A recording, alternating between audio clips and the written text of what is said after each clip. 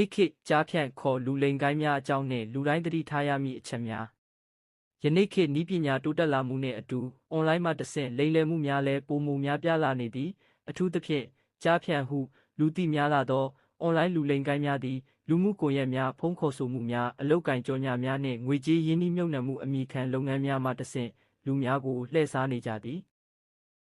ကြားဖြန့်ကိုင်းများသည်တဦးတစ်ယောက်တည်းမဟုတ်ဘဲစနစ်တကျဖွဲ့စည်းထားသောအဖွဲ့အစည်းများဖြစ်ပြီးနည်းလမ်းမျိုးမျိုးဖြင့်လူများ၏ငွေကြေးကိုယ်ရေးချက်လက်နှင့်ယုံကြည်မှုများကိုအမျက်ထုတ်ကြသည်ကြားဖြန့်များအသုံးများသောလိမ်လည်နှင်းများအလုပ်ကိုင်အမိခံလိမ်လည်မှုလစာကောင်းသောအလုပ်နိုင်ငံခြားအလုပ်အွန်လိုင်းအလုပ်လွယ်ဟုကြော်ညာပြီးလူငယ်များကိုဆွဲဆောင်ကြသည်တချို့ကနိုင်ငံခြားသို့ခေါ်ဆောင်ပြီးလူလိမ်လုပ်ငန်းများတွင်အတင်းအကျပ်အလုပ်လုပ်ခိုင်းခြင်းများပင်ရှိသည်အချစ်ရေးအမိခံလိမ်လည်မှု Facebook Telegram TikTok စသည့်လူမှုကွန်ရက်များ